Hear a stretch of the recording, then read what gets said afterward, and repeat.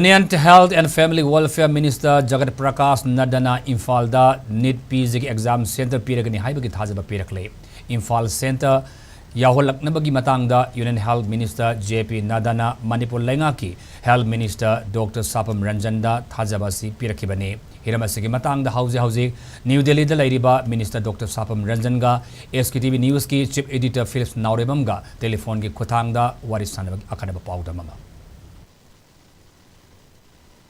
Huzi akoigi NEET-PG ki matang sida Manipur ki Imphal center lokthokani na tawbugi matang doida Chief Minister su wari sanagre habagi pawam dilaire adubu as a minister of this state kari update laibire kana unabiraga masigi matang sida wari sanabi belairagadi haipetang haibira tiam nuwajani Philips akwai Honorable Chief Minister sigi NEET-PG gi Imphal center ji yaugde haduna tawbuda yamna concerned doina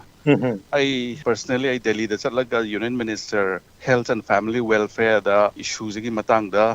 kano taru joina ai Delhi da hoji leje ai Delhi da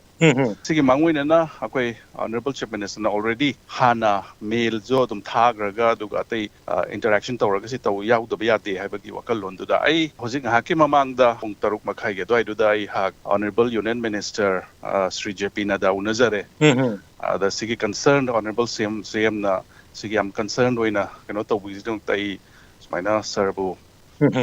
unana bidamakta ingonda instruct tawbirakpane hadana ai unaraga si grievances ke mayam ji ai tamjarame hada Honorable Union Minister na Chief Minister ga jodum anadagi mail ama laktuna duga pawju phaunare adu ai sigi soidana yawnana bidamakta ai instruction pigrabane I will follow it up duga ai soidana yawnana bidamakta Imphal gi center ji NEET-PG gi entrance ki bidamakta center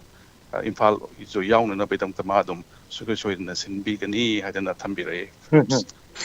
adubo masi je akoigi yauro na tawro mise kari problem dagi kari issue leibra masi matang sige problems inadvertently whether miss out tobra kari no habadu gidi todo kendok na kupthana hangu jaga so akoi sige sti akoigi main concern di akoigi centers di yauraga akoigi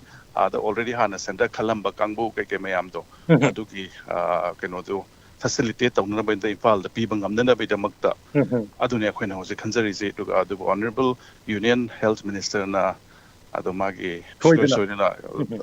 haibira panina akhoi sige facilities question phangani hadana thazare